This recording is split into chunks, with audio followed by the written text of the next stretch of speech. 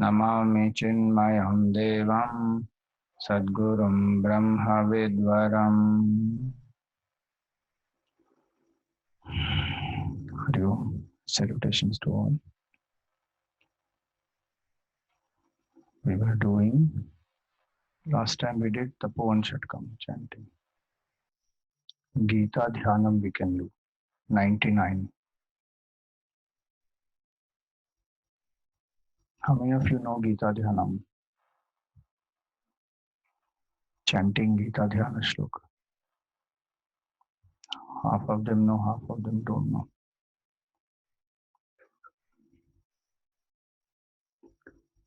Om Parthaya Pratibodhitam Bhagavata Narayanena Swayam Vyasena Gratitam Purana Munina Madhye Mahabharatam Advaitaamritavarshiniim Bhagavatim Ashtadashaadhyayiniim Amba Tvāmanusandadhāmi Bhagavad-gīte Bhavadveshiniim Namostu te Vyasa Vishala Buddhe Pullara-vindāyata-patra netraha Yena tvaya bharatatailapurnaha prajvalito jnanamaya pradipaha prapanna parijataya totra vetraikapanaye jnanamudraya krishnaya Gitamritaduhe namaha Sarvopanishado gavo Dugdha Gopalanandanaha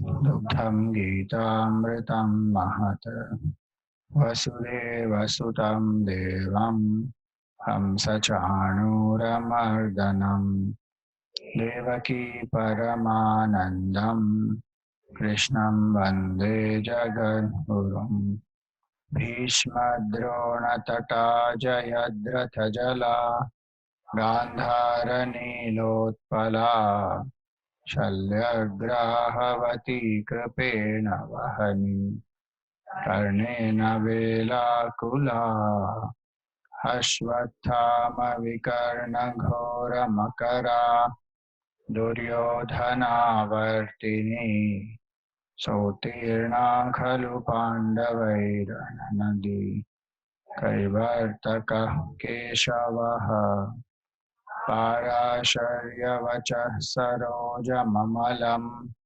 Gitarthagandhotkatam Nanakyanaka Kesaram Harikatha Sambodhana Bodhitam Loke Sajjan Shatpadairaharaha Vipiyamanam Muda Bhuyad Bharata Pankajam Kalimala Pradvamsina Shreyase Mukam Karoti Vachalam Pangum Langhayate Girim Yatkripatamaham Vande Paramananda Madhavam Yam Brahma Varunendra Rudra Marutaha Divyaistavaihi Vedai Sangapadakramom Panishadaihi Gayanti Yam Samagaha Dhyanavastita Tadgatena Manasa Pashyanti Yam Yoginaha Yasyantam Navidu Sura Suraganaha Devaya Tasmai Namaha Devaya Tasmai Namaha.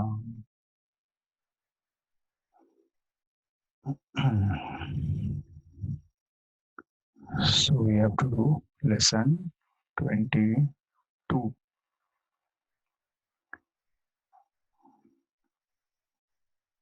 Jivan Mukti is what we saw last time. That what happens to the Jivan Mukta When the Jivan Mukta is established in the self, then the karmas of the Jivan Mukta, all of them get burnt up. The knots of the heart are gone. What are the three knots of the heart?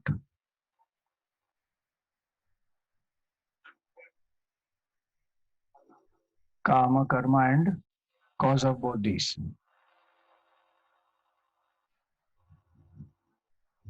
Avidya.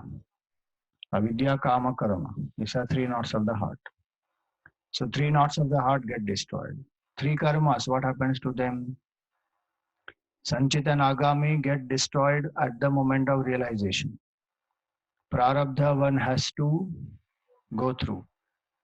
While going through Prarabdha, whatever karmas are done which will not give result in that life, those what happens to that? They are not added to Sanchit. For the realized man, Sanchit is burned. Where it will get added? The punya goes to the devotee, the papa goes to the critics. That's what happens. That realized master has no karma. Now,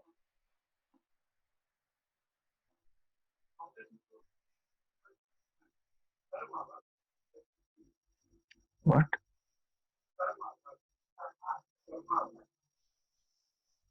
Karma abhas. No, no, it will come now. In Videha Mukti, it will come now. That is Badhita Ahankar. That will come now. Foundation में कर्म आभास किधर है? नहीं है. Foundation में कर्म आभास नहीं है, कहीं और होगा. You bring it to me. हाँ, कर्म आभास, चिदाभास is there. Dhyan will reduce the prarabdha karma. If it is there in the prarabdha, that's how it will be that sattva guna is there, then the nididhyasan will happen, dhyan will happen. Abidance in the self only will reduce the, destroy the sanchit. Process of dhyan doesn't reduce sanchit karma. And abidance in self also, how does it destroy sanchit karma? Because the karta is gone. Karta bhav is gone because that person realizes I am not the karta, I was not the karta, I will never be the karta. That akarta bhav that person is established in because self is akarta. One shot, full, gone. Example what Gurudev gave us, criminal died. So whatever was the sentence given, now that is written off. It's not that he's dying slowly, so thoda thoda his sentence is going. No, it won't happen. One shot when the abidance happens, full sanchit gone, burnt. Remember, prarabdha is a part of sanchit only. So that prarabdha is getting exhausted. That only goes little as per the as the person is living and exhausting it. That goes little, and that person cannot escape. So now, why see Jivan Mukta is a man of realization while living itself. And we saw the significance of that, that while living here and now, that person knows that I am Brahman, I am not this body, mind, intellect, and that Brahman is all-pervasive, infinite, supreme reality. Now the question here is that this Jivan Mukta still has the body. Prarabdha of the body and the Jiva is still there, which one cannot escape from. So the body will continue its prarabdha. Then what is the difference between the Jivan Mukta and any of us? We also have a body, our prarabdha is also going on. We also have Jiva Bhav, we also feel. And when we look at a Jivan Mukta living, after a person has realized, when we see that person living, that person also behaves like us only, as though. Person also feels hunger and thirst and pain and sorrow and emotions come, anger comes. So one has many wrong notions about realization. One thinks that if one has to realize the self, when a person realizes the self, then one abides in the self, then one will not perceive the world at all. One will not experience anything. That is possible at that level. What we saw, na, the Turiyaga and those things. The seven Saptajnana Bhumika we saw. Tanumanasa, then Padartha Bhava, Turiyaga. Those things we saw, no? If those are in those states, then yes, there is no perception of the world at all. We are not referring to that person here. We are referring to the Jivan Mukta, who is like you and me. We are seeing that person acting in the world. Like Ramana Maharshi or Guru Dev or Vivekananda, they are acting in the world. We are referring to that person here right now. You take that page, no, in this page 11, in that lesson 20, if you have. See, from this Sattvapatti and Asam Shakti. From Sattvapatti onwards is the states of realization. So this Sattvapatti and Asam Shakti, these two is what we are referring to right now. This Padartha Bhavana and Turiyaga, they are the different highest states. So now when we see such a master living in the world, and we see them going through all experiences also. Identified with the body, they will say, I am hungry, get me food. I am thirsty, bring me water. With the emotions, there will be, they will appreciate somebody, they will criticize somebody. You know, when Ram Batraji passed away, Gurudev had tears in his eyes. And people thought, how can he cry? He is a realized man. But he cried. So one wonders, what is that difference between them and us? Can we say that they don't have subtle body? No, they have subtle body. That's why they are feeling emotions. All the five koshas are there with them. Body is there, gross body is there, that we are seeing. Subtle body also is there. Subtle body has four parts: Man, Buddhi, Chitta, Ahankar. Some people say, no, the difference is they have Man, Buddhi, Chitta, they don't have Ahankar. Vedanta says, no, they have Ahankar also. They have Ahankar also. Then what went in realization? See, that's a strange thing. One has very weird notion about realization. Realization means something very abstract, and then Ahankar will go away, and then there's been no other experience, and only one Brahman. And wherever I see only Brahman. One Sagar is there of Brahman, like that. Or I see only light moving everywhere. Ocean of light I'm merged in. Some weird concept our mind will create.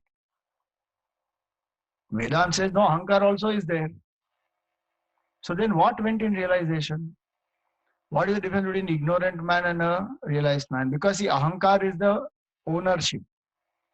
I is that Ahankar, no? It's a small I.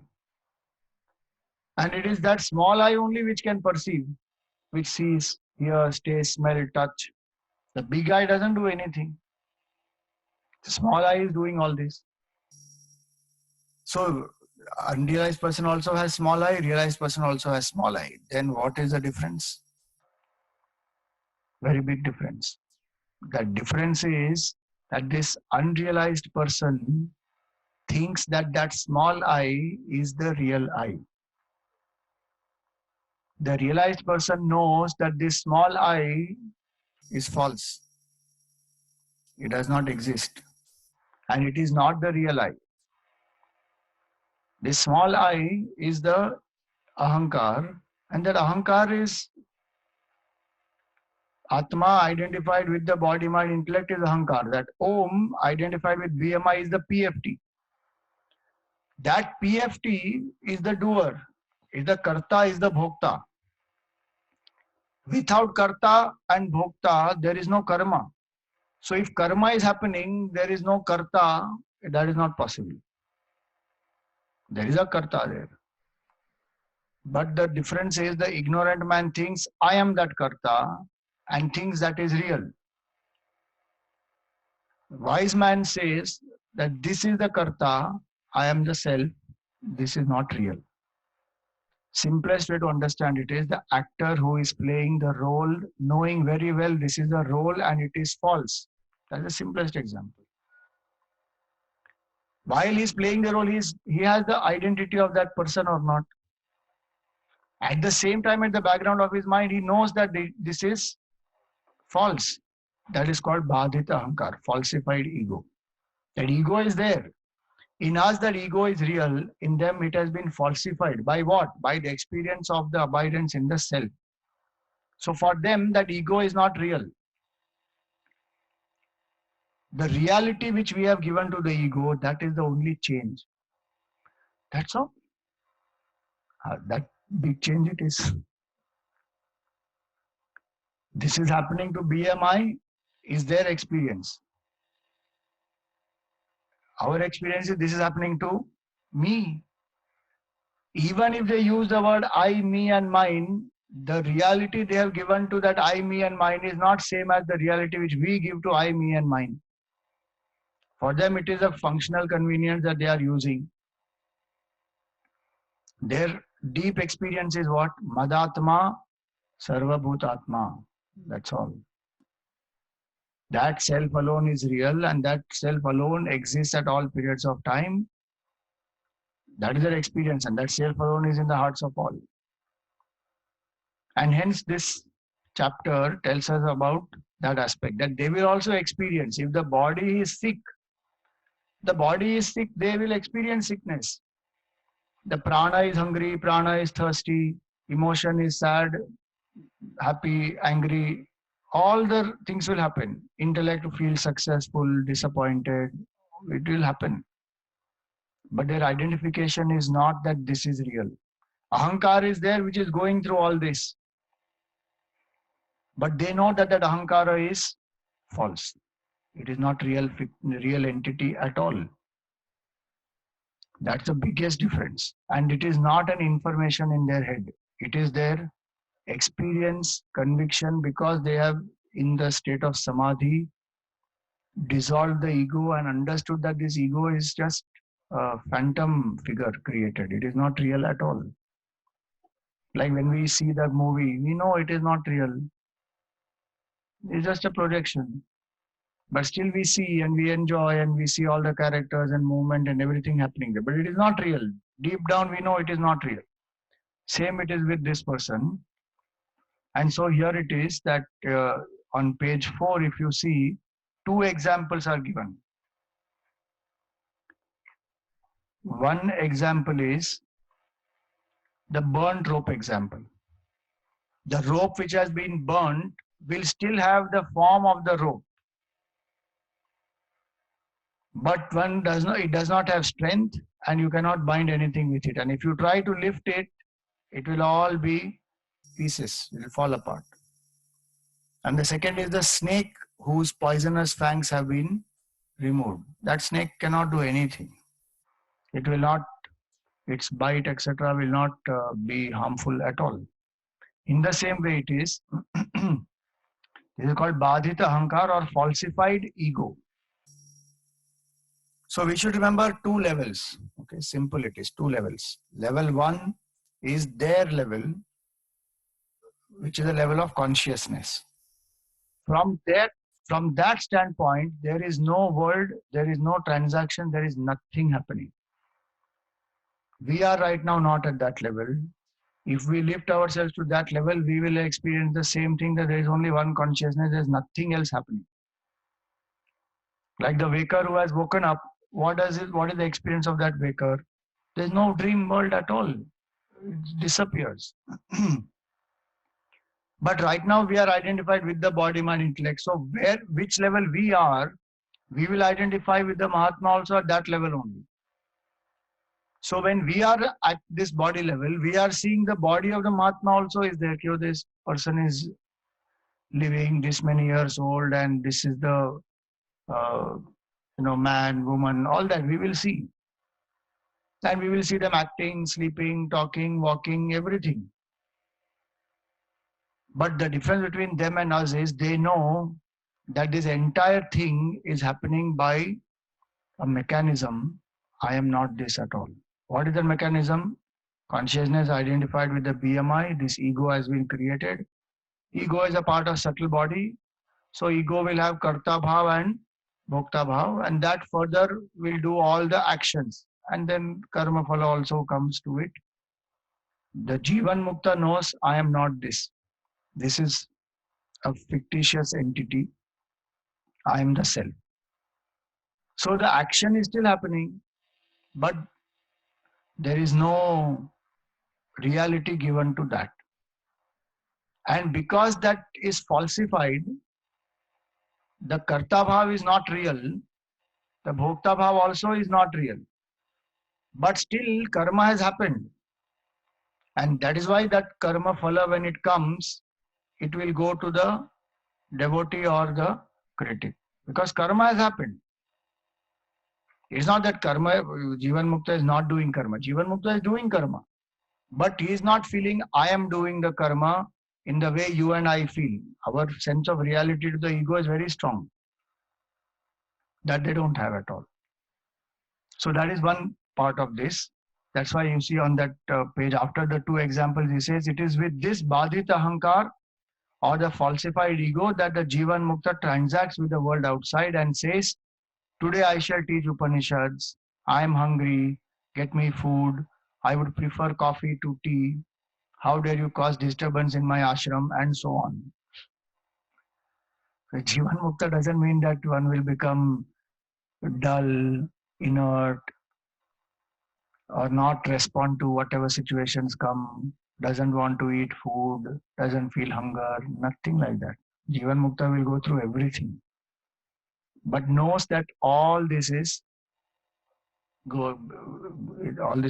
ego which is going through, and that ego is false.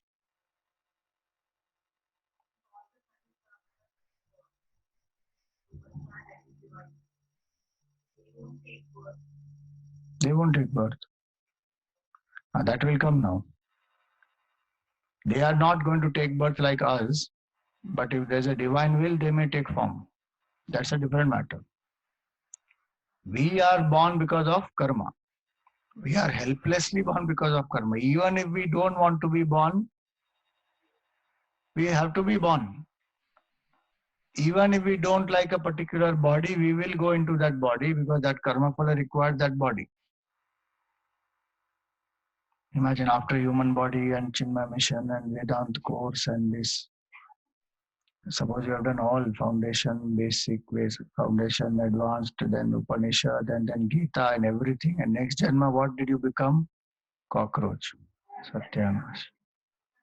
I'm not saying you will become, I'm just saying some prarabdha karma may require me to exhaust that needs that body. Then one will go there because we are helpless victims of karma. Till the realization of Brahman doesn't happen, we are victims of karma. Bhagavan takes birth by his will. He says, Janma karma cha me divyam. My birth and my actions are divine. Ajopisan navyayatma bhutanam ishwaropisan prakritim swamadhisthaya sambhavami atma mayaya. He says, I am born by my will, atma mayaya.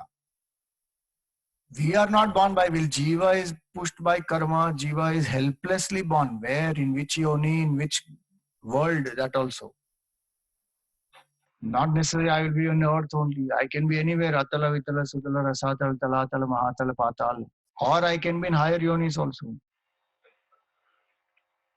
And he said cockroach is a yoni which can survive nuclear blast also. It's a very unique yoni. Nuclear bomb also cockroach survives,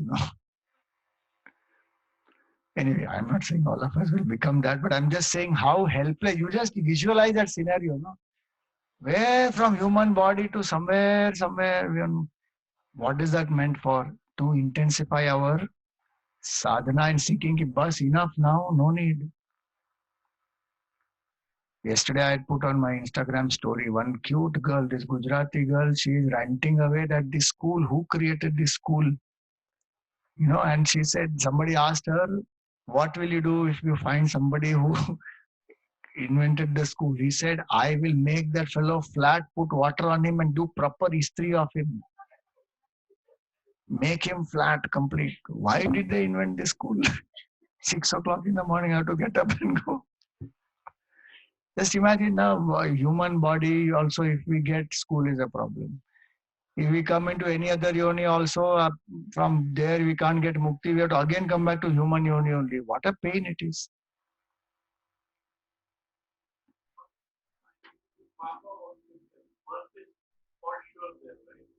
No, if you get satsang and intensify your sadhana and realize this self through samadhi, then no birth. Abidance in the self is the criteria. If I abide in the self, there is no more birth, no more death.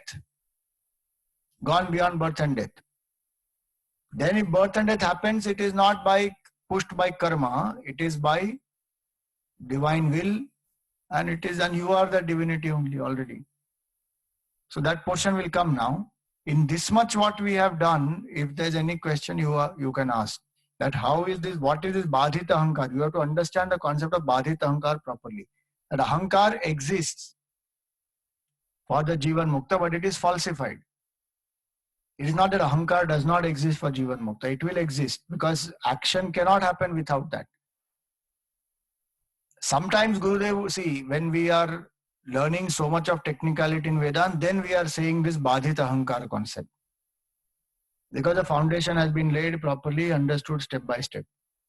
For ordinary common man, Gurudev used to give the example that the Jivan Mukta is like a haunted house. You see the sounds, you can hear the sounds, but you don't see the person. So he would say it's like a haunted house where action is happening, but the ego is not there. Please remember that is a very general explanation for a common man. That is not meant for understanding the technicalities. Ahankar exists because subtle body is there. That is the important point. Prarabdha is being experienced by whom? Gross body and subtle body, both. How will the Prarabdha be experienced unless Ahankar is there? Ahankar is there, then only Prarabdha is experienced. Because if that Ahankar dies now, Prarabdha cannot be experienced. Then the law of karma will get falsified. The law of karma says very clear, Prarabdha is something which has already begun. Prarabdham bhogena nashyati. Bhoga deva kshayaha. That's the line in Tattva Bodh. Prarabdha will destroy only by exhausting. There is no other method to destroy Prarabdha. Sanchita Agami can get destroyed at the time of realization in the abidance of the self. But Prarabdha will go through only. Now for Prarabdha to exhaust, Karta has to be there, no? And for karma also to happen, Karta has to be there. Otherwise, how will Prarabdha karma phala be experienced? Some karma has to be done for it. Hence that Karta exists. But the difference is that Karta is falsified. That Jivan Mukta knows this is not real. So in this, if there is any question, you can ask.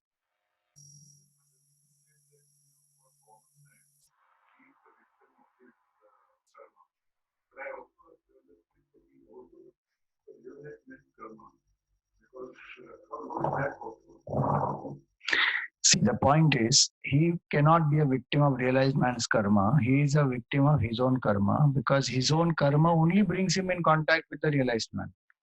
And it is his own karma that is bringing the attitude towards the realized man also. If he is a critic, it is his choice, no? He can also praise or he can be neutral.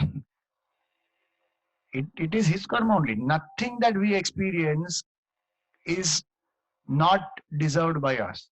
Either individual karma or samashti karma. It has to be like that only. It will not be just by chance.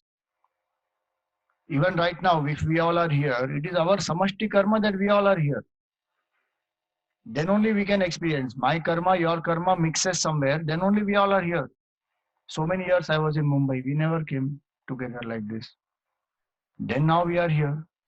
And future we don't know. Karma only brings us together parts us together. So anything that we experience is only by karma.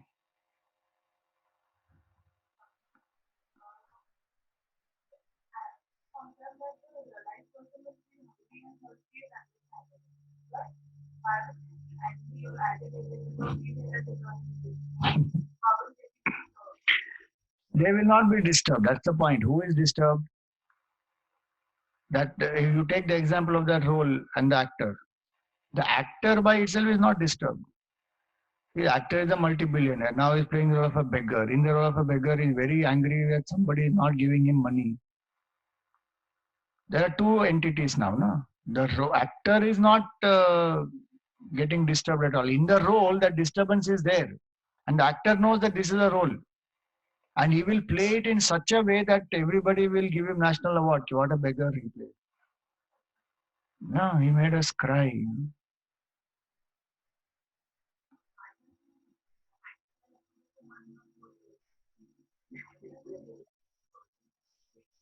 The whole point is that the realized person is not doing by himself, that the prarabdha of that thing, it is going on. It will go on. Realized man is abiding in the self. That's why I said there are two levels. The highest level you and I cannot even experience, you and I cannot understand until we go to that level of experience. We cannot see. It's not perceptible outside. But the second level, we can understand that the difference is in them, it is falsified. In us, it is real. So the way in which a realized man gets angry and way in which we get angry will be very different. Realized man anger will be literally like a show of anger. Because there's no attachment inside. That anger is not born out of attachment. That anger is born out of, that is called a righteous anger. To correct something or something is not going right, so one has to set it right. It is meant only for that much. In our case, that anger is born out of attachment and we feel very disturbed inside. It takes a lot of time to come out of it, and next time we see that person, again it will come. And realize, man, nothing of that sort happens. It is there, it expresses, it is over. No residue is left. So Mundaka Upanishad gives a very nice example that a man of realization, how does that person act? See, when we act, it is like walking on the sand. When we walk on sand, there will be footprints and one can see where this person went.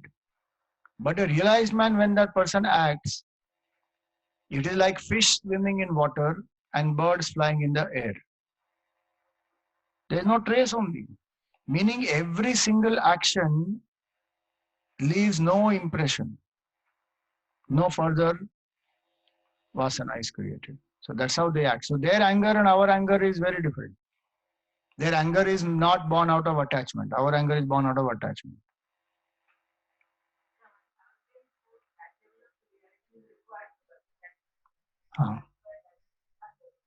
Yeah, correct. So it may be that functional anger, correct. It need not be, it is invoked at that point in time, not because of the person feeling hurt or angry.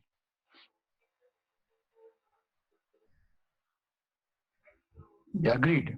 Agreed. That's the difficulty. Now you understand how much difficult it is to find out who is realized. Unless I am walking the path, I cannot know only who is realized. One.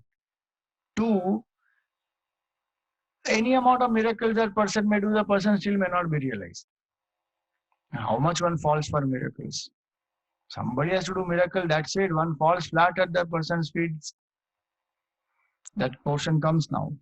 That question Bhagavan Ram only has asked. Yoga Vasishta Muni answers that.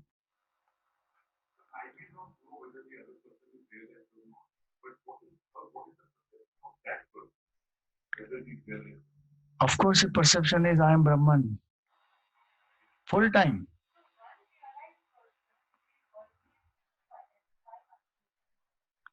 See, that's why I said two levels. First level is the highest level, which is where they are abiding. In that understanding, when they are living, there is only one self. There is no other at all. That is the highest level.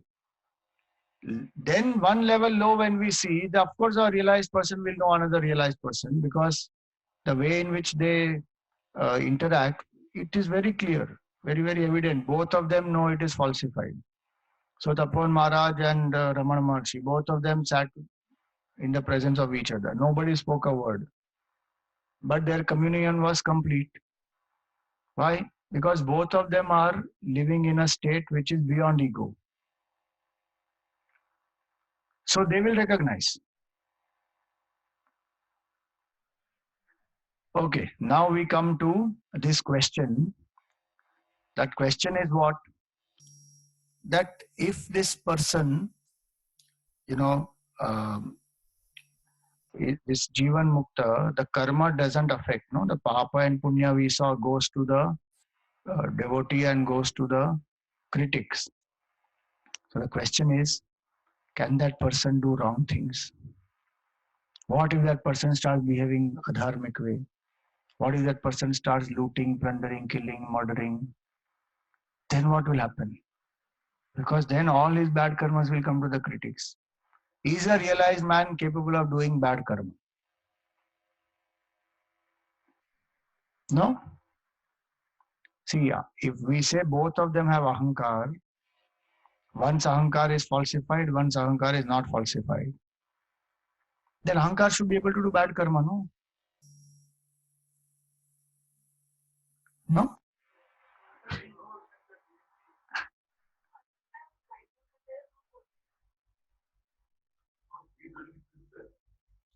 First point is that the perception of that person is that there is only one Atma, that alone exists. There is only one self. There is violence, greed, selfishness, all that comes from the perception of duality, that I am different, you are different, and from the sense of incompleteness it is born. The person's experience is Madatma Sarva Bhutatma. So whatever is being done is happening to him only. Why will that person punish anybody else or kill anybody else with the attitude in which we generally do? They will not do that. Even if for some reason it has to be done, it will be done not because that person wants violence, because it needs to be done. Like if the Gurudev's example would be that finger that pokes the eye, one doesn't go and cut that finger. Why? This eye is also mine and the finger also is mine. I am only both of these. So one forgives, one is compassionate, one is kind. But if the finger for some reason has got some cancerous growth or something and it has to be cut, then what will that person do? Get it cut. In either ways, the bhav is what? This is me. That's the attitude. So there will not be exploitation, adharma, violence, all that is not possible. That is from Brahman standpoint, self standpoint, that there is only one truth. And whatever is happening is happening only in the realm of the self, same one truth. Second level will be, how did that person get there? That is the most important.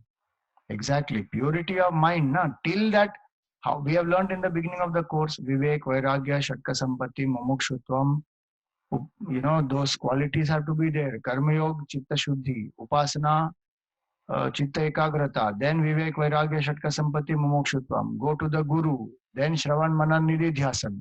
Now this much when that mind has been trained, it is not that now that I have realized no rules apply to me, chalo, maro, kato, jo karna hai karo.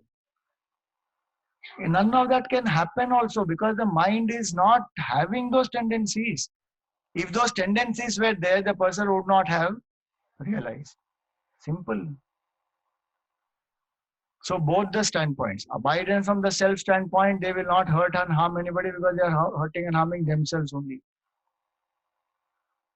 And from the standpoint of mind intellect also, that mind intellect has been purified. So mana, buddhi, chitta, ahankar. In that four, our man, buddhi and chitta is impure. Their man, buddhi, chitta has got purified. So though both of them have ahankar, one ahankar is badhit ahankar, one ahankar is real. Satya it is. One is impure mind, intellect, memory. Other is pure mind, intellect, memory. There's big difference between the subtle body of a Jivan Mukta and our subtle body. Though we may see externally the action is happening similarly by both the types of people, but it is not same. The quality of that action very different. The intention behind that action different. The result of that action different. That's why our result doesn't go to our devotees and critics. If our result goes to devotee and critic, no, that is victimization. For no reason they are getting it unnecessary. Only Jivan Mukta's result goes to the, because there is no karta only there. In the sense that the karta is falsified. So now this yatha ishta acharana, that will not happen. That this Jivan Mukta suddenly becomes unrighteous. That will not happen. So Ramakrishna has given this example, when we take up the second meaning, second standpoint, that mind has got purified, so they cannot make adharmic things at all. They won't do adharmic things. So Ramakrishna has given that example that an accomplished singer will find it impossible to make a mistake in raga and tala, even if he is woken up from the deep sleep and asked to sing. So too a Jivan Mukta is incapable of unrighteous action. Now, that is supported by the Naishkarmya Siddhi verse. So let us read that verse. It is on page 6. Utpannatma prabodhasya yadveshtrittvadayo gunaha atyanto ayatnato bhavantyasya natu sadhana rupinaha.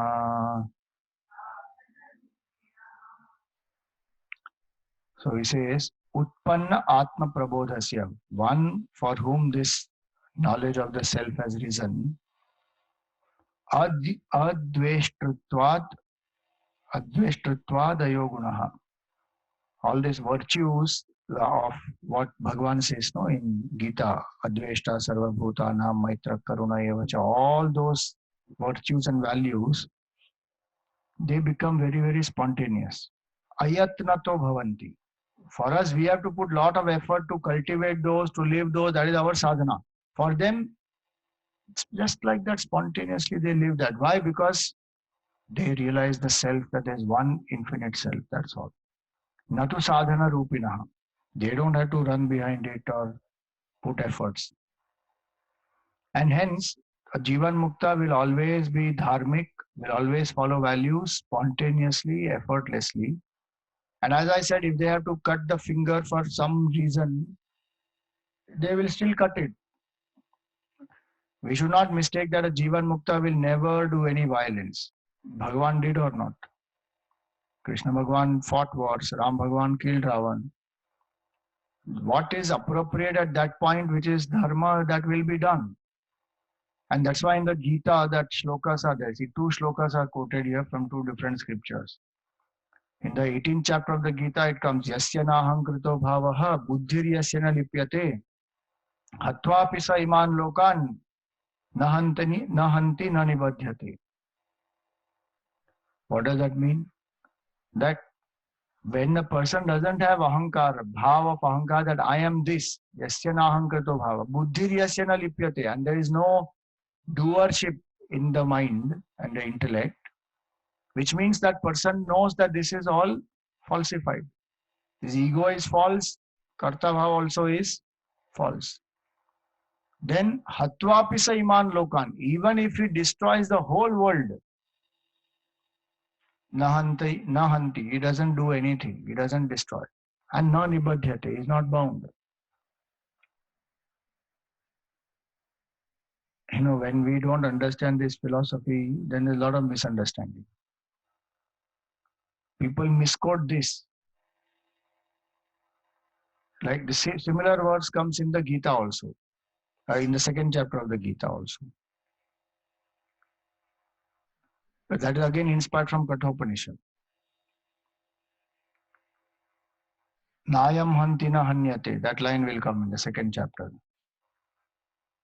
That the self does not kill, nor is the killer. Ubhau tau na vijanitaha nayam hanti na hanyate. So one who thinks that self is the killer or self is the killed, they both don't know. The self does not kill, the self is not the killer. One movie came like that, Ux. Long back one movie came. In that they will, after every murder, that psychopath, psychopath, no, we call him that. Not psychopath, he's a mad crack. No, Manoj Bajpayee is that. Manoj Bajpayee will kill everybody and say, koi marta nahi, koi marta nahi, ye maine nahi kaha, Gita mein kaha. Yeah. Terrible misinterpretation. And all Hindus will sit and watch and clap. Oh.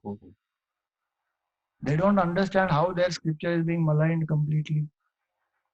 So this, when they say this, what does this mean? This is the highest level of Jivan Mukti, that the Ahankar is badhit. There is no reality to that. And if at all this violence has to happen, it is happening because of some functional reason. There is no raga and dvesha inside there. So that is one quote. Then the second quote is more stronger, that is from this Sutta Samhita.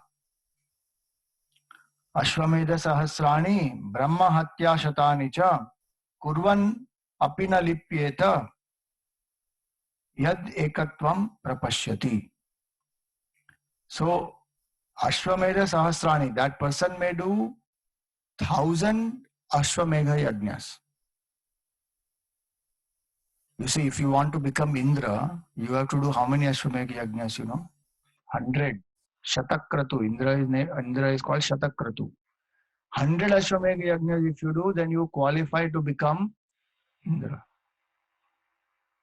Means that much Punya Karma. So when he says Ashwamedha Sahasrani, it means that much Punya Karma. And Brahma Hatya Shatanicha. One Brahma Hatya itself is unpardonable sin. And one has to do Prayaschitta and Tapasya for that. Imagine Bhagavan Ram, after killing Ravan, he went and did Tapasya. Where? Place where many of you go often. Rishikesh. That's where Ram Jhula, Lakshman Jhula is there. Bhagavan went there. He was doing Tapasya there. Why? Because he killed Ravan. And Ravan was a Brahman. He was born in the Pulastya Kula. So Bhagavan killed him. So now Brahma Hatya dosh it is. So he went and did Tapasya there. Though he is a Avatara Purusha, there is no Ahankar, there is nothing. But for the Dharma Palan and to set an example, Bhagavan went and did. So Brahma Hatya is supposed to be the worst form of sin. So that will give a lot of papa. So Ashwamedha will give a lot of punya, this will give a lot of papa. But what is the line here? Kurvan apina lipyate. Even if they do this, they are not bound by it. The results will not affect them. Why? Yad ekatvam prapashyati. Because they see only one supreme self. Vas. So the important point here is to abide in the Atma. To know that my nature is Brahman. Now the next portion comes, which is about siddhis. Because we generally connect this realization with siddhi. Because siddhi makes us feel that something powerful, If we say no siddhi, after today's class, I don't know how many of you will want to realize the self. Because ahankar also is there, siddhi also is not there. Kya fayda? Sirf atma gyan mila. Oh, boring it is. So with siddhi, the question always comes that will that person get siddhi? Can that person walk on water, read the minds of people? And there are ashta siddhis, What are the 8 siddhis? Anima, become very small. Mahima, become big. Anima, Mahima. Garima, become very heavy. Laghima, become very light. Anima, Mahima, Garima, Laghima. Then Prapti. Whatever the mind wants, it will be able to attain. That is prakamya. Sorry, prakamya. Mahima, mahima, garima, lagima, prakamya, prakashya. Your body will become luminous. That to should come now. Some halo should come at least. If that also is not coming, then what is his realization? कुछ तो चमकना चाहिए. कपालभाति करने से ये चमकता है. Realization में तो पूरा body चमकना चाहिए. So human being wants, some speciality should be there. Yeah, then only it is worth realizing. Otherwise, it all is not there. Prakasha also not there. Then Ishitvam and Vashitvam, lordliness and the ability to control others. That I want, Swamiji.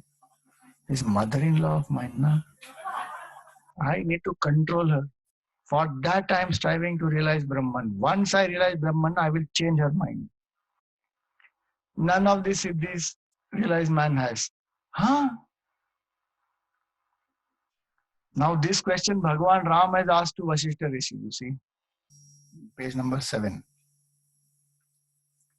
Shri Rama Uvacha Jivan Mukta Sharirāṇam Kathamatma Vidamvara Shaktayo Neha Drishyanta Akasha Gamanadhikaha. So he says that when a man has realized Jivan Mukta Sharirāṇam and he has realized the self, Atma Vidamvara, but in their body we don't see any great powers, separate powers. Shaktayo na iha drishyanta. What are the Shaktis? Akasha Gamanadhikaha. To go by, just to fly and go. Travel in the air. You don't have to travel like bird. They will just go like that. Not even like Hanumanji. Hanumanji has to do like that and he has to go. This man is just goes. You see, Vibhishan had those powers. Vibhishan came surrendering to Bhagavan Ram. How he came? He flew. The Valmiki Ramayana says he came by Akash Marg. He just flew and came. So Ram Bhagavan is saying, but Jivan Mukta, we are not seeing any of these. Why that is like that? See, some demons also have that power. Some devotee also has that power. But Jivan Mukta, he should have, no? But why is he not having? See the reply Vasishtha Rishi gives. Anatma Vida Muktopi Siddhi Jalani Vanchati Dravya Mantra Kriya Kala Yuktyapnotyeva Raghava. He says Anatmavit, one who doesn't know the self. Amuktaha, one who is bound. That person gets stuck in Siddhijala, in the web or this net of Siddhi. And how will they get this Siddhi? Dravya, by certain materials. By using certain herbs, certain special material or some gem, some money, something. If you have this, then you get this Siddhi. So Dravya or mantra, just by chanting a mantra and you tune the mind to the mantra, then you get the Siddhi. Or certain rituals. So in the earlier days, they used to do ritual by which they can go to heaven. So like that, there are many other rituals which can give other Siddhis. And then Kala, at the right time that has to be done, an appropriate time. These are all the yuktis. Apnoti eva raghava. These yuktis, these are the methods by which these people will get the siddhis. Who are these people? Who don't know the self, who are not free. Meaning, one who is bound by the ego, one who is craving for power, that person will run behind siddhis.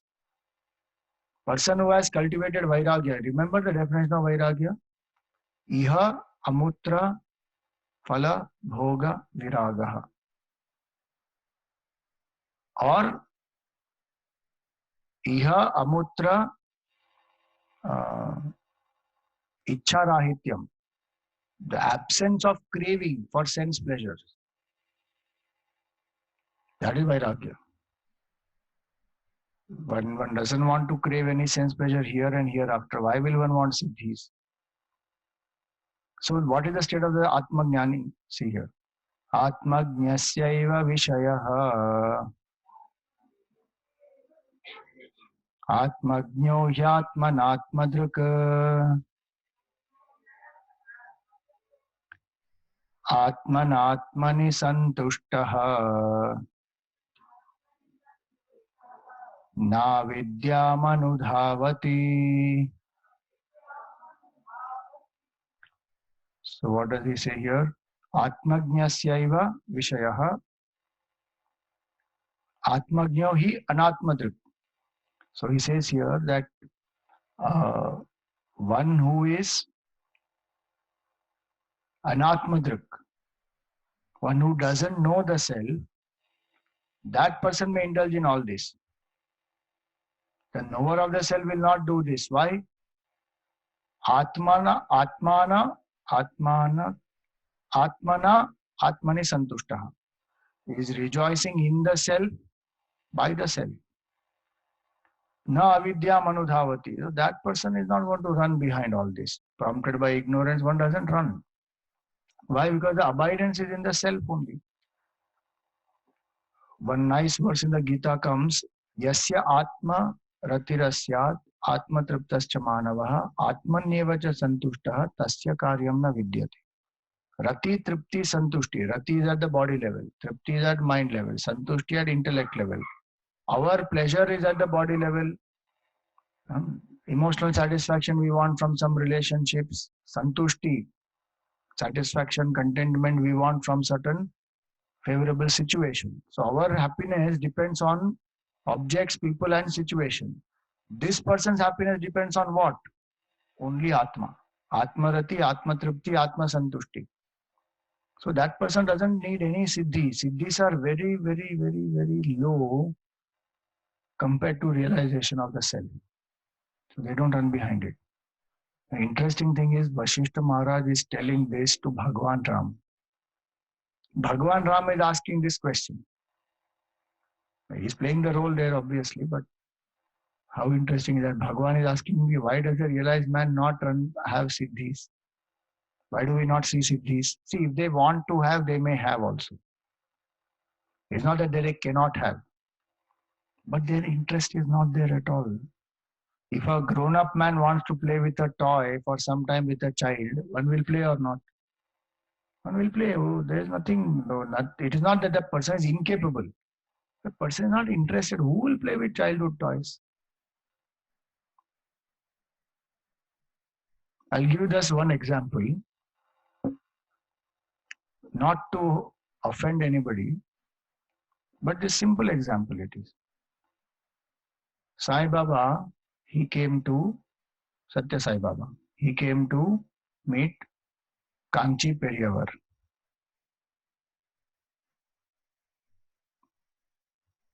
So when he came, out of air, he materialized one plate of fruits. So he did this and the plate of fruits came. Kanchi Periyavar did this, it went away. Second time he did this, again he did this, went away. And then Kanchi Periyavar told him, don't use these siddhis for all this. Brahman is the highest. Let us abide in that. Over. Just imagine two people meeting, these saints, what level their conversation and what level their he is teaching at that point in time. With siddhis is manifesting, with another siddhi is removed. Another example all of you know is that Jnaneshwar Maharaj and Changdev.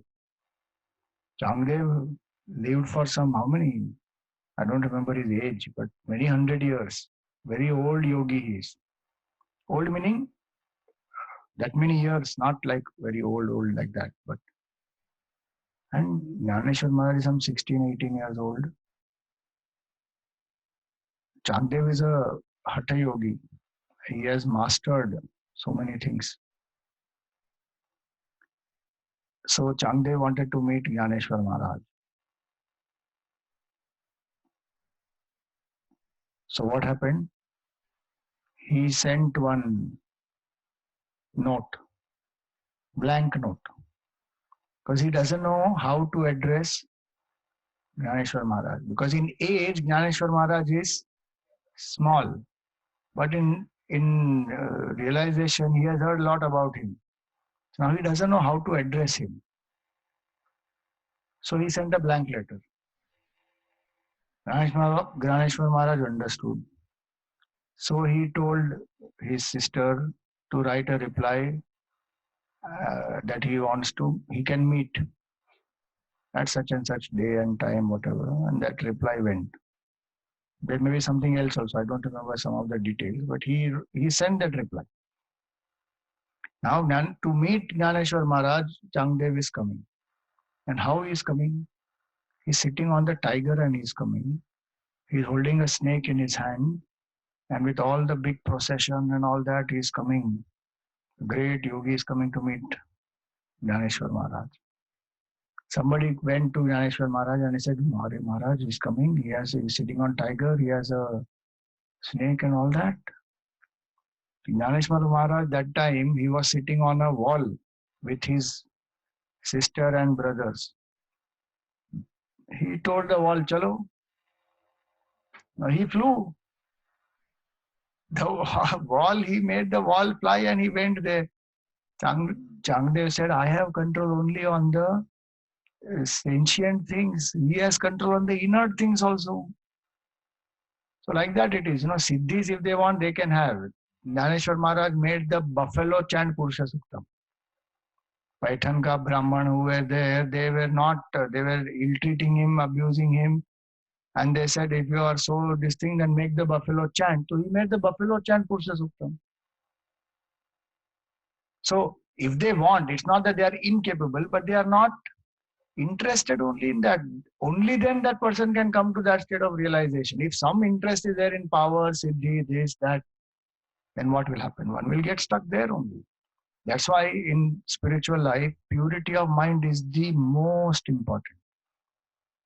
Concentration of the mind can give us siddhis, but purity of mind will give realization. Only purity of mind can help the surrender of the ego and realization. Concentration is no doubt very important, but only concentration, that is not enough. So now that's what he says here, that Atmana Santushtaha. That same example, same expression comes in the Gita also. Atmanyeva Atmana Tushtaha Sthita Prajnas Tadochyate. Who is a man of realization? One who abides in the self, by the self. That person. Ye kechana jagad bhavaha Tana vidyamayan viduhu Katham teshu kilatmagnaha Tyakta vidyo nimajjati. So he says, Ye kechana jagat bhavaha, they all are in this realm of this world. Tan avidya mayan viduhu. And he knows this is all in the realm of ignorance only. Katham teshu kila. Then why will this Atmagnya Tyakta avidyo nimajjati, who has dropped this ignorance, why will that person come back into this realm? Not required. Like we gave the example, the childhood toys. We have reason about it. Why will we again go back to that level to start playing there? Not required. Dravya mantra kriya kala yuktaya sadhu siddhidaha paramatma pada praptau nopakurvanti kaschana. So he says here that Dravya mantra kriya kala yuktaya sadhu siddhidaha. So what he says here that all these siddhis which are appreciated by doing all this with the siddhis that one gets, Paramatma pada praptau na upakurvanti kaschana. The person who has realized that has no value for any of these. That is the highest state, the one who has realized beyond all siddhis. That's why you see Hanumanji also. What does Hanumanji? In Hanuman Chalisa it comes Ashta Siddhi Navnidhi ke Data. See, Hanumanji had Ashta Siddhis and Navnidhis even before he met Sita ji. That's how he flew and then he became big for that Shursa and then again he became small and he went inside. So he already had Ashta Siddhi and Navnidhi.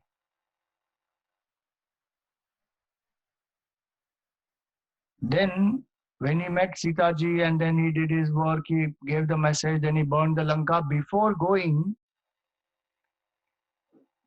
Sita ji, he again comes to tell her, ki now I have done all this, now I am going.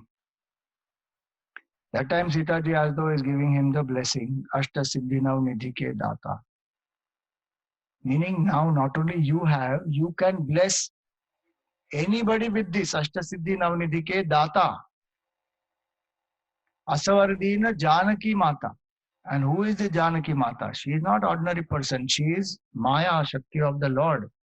Maya Shakti of the Lord is giving that blessing that now you can bless anybody with Ashta Siddhi and Navnidhi. Hanumanji's face is very small. What?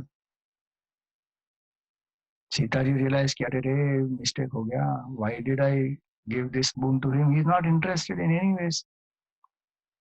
Then he says, Ram Rasayan Tumare Pasa Sada Raho Raghupati Ke Dasa. Bas. Then he starts jumping. This is what I wanted. Ram Rasayan Tumare Pasa. You have the medicine which is Ram Rasayan. For Bhavarog, this Ram is a medicine. And more than that, Sadaraho Raghupati Ke Dasa. That is a blessing. He was loved it. Now, when monkey is very happy, what the monkey does, start jumping and takes the tail and kisses the tail and all that. Will move round, round, round. So Hanumanji was feeling so happy. Chalo Ram Rasayana Tumare Pasa Sadaraho Raghupati Ke Dasa. Now I will always be the Das of Raghupati. That is this. So their Jivan Mukta Purushas are like that. They don't have any craving for any siddhis, nothing. Gurudev had so many siddhis he had. But Tapan Maharaj also had. But they are where they are because of the level of Vairagya. Now just imagine what is Vairagya then. We think, it's a basic quality. No. Very deep on it is Vairagya. Because of Vairagya only one realizes the self. In Coimbatore, this incident happened. South India. Very hot it was one day. So Gurudev was walking in the ashram. Class got over, he came out. As he's going towards his kutia, a little far away it was. It's hot. Somebody came running with an umbrella. With good intention only. To do seva. Gurudev looked at him and he said, hundreds of suns like that dance around my waist. Why do I need an umbrella? You just imagine that person, he directly got that from Gurudev, saying hundreds of suns like that dance around my waist. What are you? Why do I need an umbrella? Many examples like that. Siddhis, so enough siddhis. But they don't do. And he would always say that I am not a darshan variety. And he would not exhibit the siddhis because the moment you start exhibiting siddhis, realization to goes somewhere else. Nobody wants realization. Everybody wants what? You become like a showman. You do keep exhibiting your siddhis and your powers and then everybody comes. He was not interested in that. Genuinely wanted our moksha. Wanted us to know the scriptures. So he didn't choose that path. Because now imagine if he starts doing siddhis, what will all the disciples do? They will also aspire to get those siddhis only, and each one will start exhibiting siddhis. Has that not pulled the Hindu culture down? Thoda chota mota siddhi somebody gets, and now to they don't need siddhi also. Some dhong they do, and people falling at their feet and flocking left and right there. सुबह कौन सी side पे उठे थे, left side की right side, कल से right side से तो सब ठीक हो जाएगा, ईस्ट में फेस करके पानी पूरी खाओ, क्या है ये? And there are hundreds of people waiting in line. To get into that hall, you have to book in advance. And then get up and then they will ask one question and then they will say, मुझे ये प्रेरणा हुई, मैं अब ये बोल रहा हूँ. How much, so much going on around in the world, anything in the name of spirituality. See, this can divert our mind. We can get completely blinded by it. So it is not even required for a seeker. Atma Jnana is a straight path. What Vedanta tells us, ordinary things in the world, those ordinary powers only one does not need. Name, fame, popularity in the world itself is not required. Now why siddhis are required? For what? It will only boost the ego. I can do things which nobody else can do. Somebody asked Gurudev, Swamiji, can you read the minds of people? He said, reading minds of people is like peeping into somebody's bathroom. Why should I peep into your bathroom? Dirty things are there. Some answers he gives are very fantastic. Read the minds of people. For what? One who is trying to go beyond the mind, his own mind or her own mind, why will they read somebody else's mind? Not interested. So this is their attitude as far as siddhis are concerned. The point to understand here is that vairagya is very, very important to cultivate and to be established in vairagya. Otherwise, temptations will come. Because this is not that one will not encounter siddhis on the way. As one starts doing little japa also, so many powers will start coming. But the point is, the seeker doesn't encourage at all. One of the symbolisms given here in our scriptures is what? When a seeker starts doing meditation, what happens? Indra's asana starts shaking. And that Indra will send what? Apsaras. And some people want to meditate so that Apsaras will come. That is so strange. Now, where realization though is not the goal. What? The goal is Apsara must come. Then that person gets carried away only. So the symbolism there is that even if they come, what will it do? It will lead you to downfall only. So Vishwamitra Rishi, he fell, no? Again he has to put the menat and again he has to do, because tapobal will go away. Tapobal gone means again the mind has to put efforts. So the importance here is vairagya must be strengthened, very strong. Continuous vivek vairagya has to be done. Vairagya and bhakti, they both must become very, very strong. Bhakti Mata, in Bhagavad it comes, Bhakti Mata has two children, Jnana and Vairagya. Now children have become old, mother is young. That's a weird analogy. How can mother be young and children are old? That is because the children have not been fed, not been taken care of. Symbolism there is that those people who, so in that Bhagavatam it comes that in certain regions like in Gujarat, etc., bhakti became very strong. But Jnana and Vairagya have become weak because they are doing just blind bhakti with not proper knowledge or not proper Vairagya. So then they have become old and Bhakti Mata is young. So Bhagavatam is actually to strengthen Jnana Vairagya. And sometimes you go to the Kathas, Jnana Vairagya is somewhere else only. Some entertainment is going on. It is a Bhakti Granth, no doubt. In the 10th Skandha and the 11th Skandha, Ekadasha Skandha is the whole story of Krishna Bhagavan. But before that, there's so many things. First skanda only, Adhikari skanda, so many things are there in that. What a Adhikari is Parikshit Raja. That the moment he came to know that Takshak Nag is going to kill me 7th day from now, he did not think even once that let me take 2-3 days to wind up the affairs of my kingdom and then I will go to bhakti. Nothing. Immediate, he handed over, Janmeja, you take care, I am going. And he did Prayopavesha. He said, I will fast unto death. No food, no water. Went and sat near Gangaji and wanted to remember the Lord. And that Vairagya of his brought all the great rishis, and then finally Shukadevji also came. So important of Vairagya it is. So we have to strengthen that Vairagya. Then the realization happens. Then Siddhis and all don't affect. And one doesn't run behind them also. Now, the last point here is why this state is, what is Videha Mukti now? This is all going while going through the Prarabdha. The body is going through Prarabdha. Badhita Ahankar is going through all this. When the Prarabdha ends, the body will drop. Now the body drops. See, for the Jivan Mukta, that Jivan Mukta is free at the time of realization only. Body is hanging on to that realized master. He is not hanging on to the body at all. Even while the body is going through Prarabdha, the subtle body is going through Prarabdha, Jivan Mukta knows I am not this. His ego is going through all this. It is falsified. So when the body of that person is going through all this, this is the attitude. When the body drops, what happens to that Jivan Mukta? See, first for that we have to understand what happens to us. When we drop our body, so while we are living in the body, we have a subtle body, we have Mana, Buddhi, Chitta, Ahankar, and for us that Ahankar is real.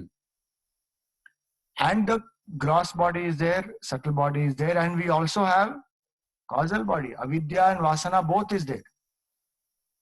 So at the time of death, for an ordinary person, what happens? Gross body drops. The Apana Vayu, not Apana, Udana Vayu collects all the other 4 pranas and the other upa pranas, then the senses, mind, intellect, memory, ego, and ejects out of the body. Now where will that body go? Where will that jiva go? First it will take astral body, Preta Sharira it will take. It will be there in the Bhuvar Loka. Then it will cross the Bhuvar Loka. Then it will go to appropriate lokas as per the karma. Once that karma it goes through, from Sanchit karma, whatever is ready to give result, that becomes a prarabdha.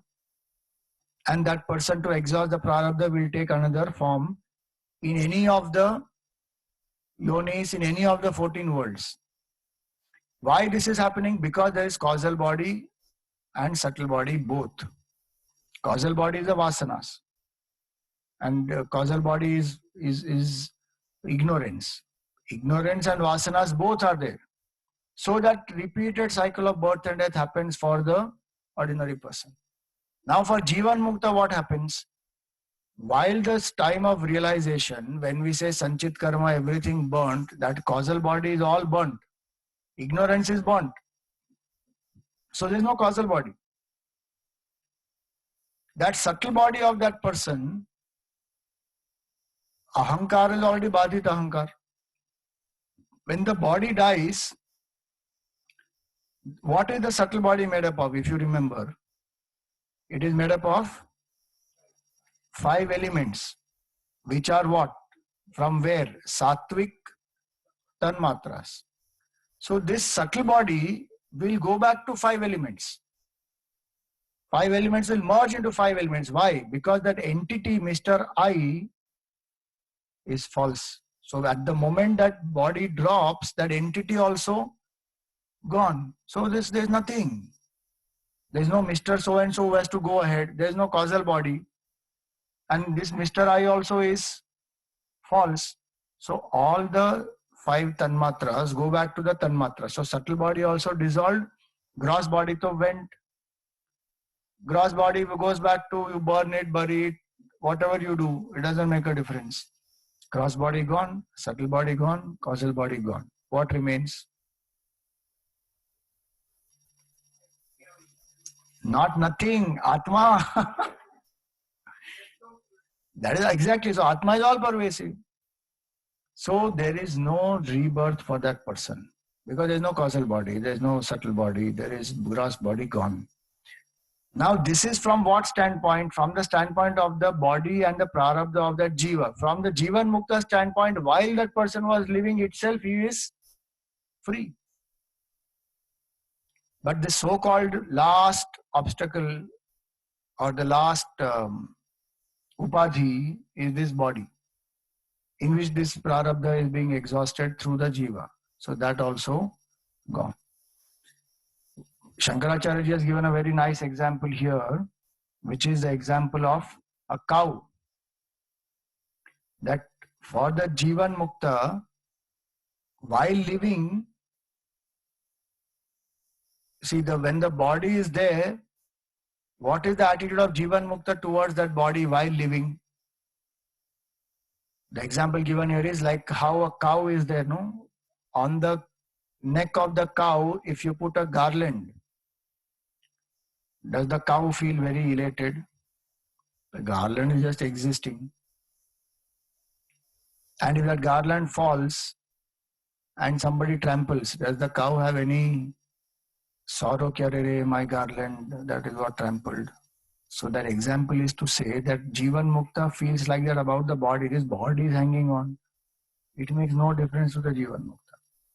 The body fell, it makes no difference to the jivan mukta. That is their attitude. Meaning, we may see them, they are taking care of body, etc. for some role that they are playing, but their bhav is what? Nothing. Remember when we spoke about vairagya, I gave you one example. That a person who has tivra vairagya will consider the body and the sense pleasures as what? Crochet. If a person who has vairagya only has that attitude towards the body, person who is jivan mukta, what is their attitude? They are not attached to the body at all. Absolutely no attachment. So whether the body is there or it is not there, for the jivan mukta, abidance in the self is the same. That doesn't change. It is not that after the dropping of the body, there is more abidance of the self. No. It is the same. This videha mukti is from our standpoint, not from their standpoint. Their standpoint we already saw. The highest level is they are already abiding in the self. For them there is no jagat, there is no Ishvara, there is no jiva, nothing. But when we see that I am a jiva, this is a jagat, then there is a body of a realized man also. And now the body of realized man went. So it is for our clarity that we say that this person now got videha mukti. Meaning no more rebirth. Why there is no more rebirth? Because causal body is gone.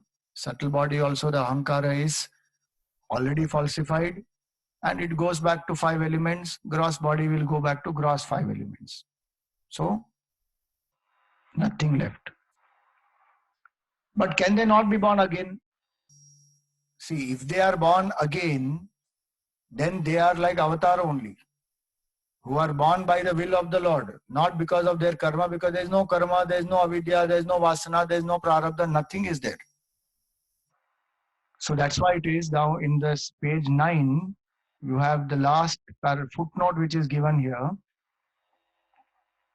Those who have a prarabdha to fulfill a divine mission, the case is different. So if Bhagavan wants some divine mission to happen through them, then it's a different thing. So he says that Rishi Apantaratma was reborn as Vyasa. See, Vyasa Maharshi. So till now there are in this Kali Yuga, not in Kali Yuga, sorry. Till now there have been 28 Manvantaras. In every Manvantara, one Vyasa Maharshi will come. And the name of Vyasa Maharshi in every Manvantara is different. So this Manvantara's Vyasa Maharshi's name is Badarayana or Krishna Dvaipayan. One Manvantara is one age of Manu. In that there will be 4 yugas. And some calculation is there for it. Like that there are 28 Manvantaras. which have happened. In every Manvantara, one different Vyasa comes, and there are names of each of these. Where is all this given? Shiva Puran, if you read it, is there. So that's why one of those is this. So Rishi Apantaratma was reborn as Vyasa, and Sanat Kumara as Skanda. Other rishis such as Vashishta and Narad were born again and again. Not because they have karma, but because the Lord's will is that some message has to be given to people or whatever. Bhagwan uses them as the instruments. So that's how they can be born. So Jnanis may be reborn to fulfill some divine mission ordained by the Lord. Remember, it is a Jnanis, the word written there is Jnanis. They are not Jivas, they are not advanced seekers, they are Jnani. So all the time they will remember. After the prarabdha to accomplish the mission is fulfilled, they are not born again. But even when they are born, they never come under the sway of ignorance. That's why it is avatar. Like an avatar only they are. An avatar will remember, I am divine from birth, while living, even dropping the body. There is no ignorance that they come under the sway of. So that's what is given here. Their case is akin to that of a Jivan Mukta who, even after attaining knowledge, continues his corporeal existence as long as Prarabdha Karma lasts. This idea is made clear by the Brahma Sutra 3.3.31. Yavad adhikaram avasthitihi adhikarinam. Of those who have mission to fulfill, there is the corporeal existence so long as the mission is not fulfilled. So that's where it is. So now that's where one concludes this portion now, that these Jivan Muktas have come in the past, they are there now, they will continue to come in future. And the fact is, each one of us is that Atma only. We have to wake up to realize that self. Now this portion concludes the Videha Jivan Mukti and Videha Mukti. Now the last two lessons are the Sadhana Panchakam, which is the last composition of Shankaracharya ji, to give us practical sadhanas that how to reach this state of Jivan Mukti. That we will take up from our next class. Om Purnamada Purnamidam Purnat Purnamudachyate Purnasya Purnamadaya Purnameva Vashishyate. Om Shanti. Hari Om Shri Gurubhyo Namaha. Hari Om.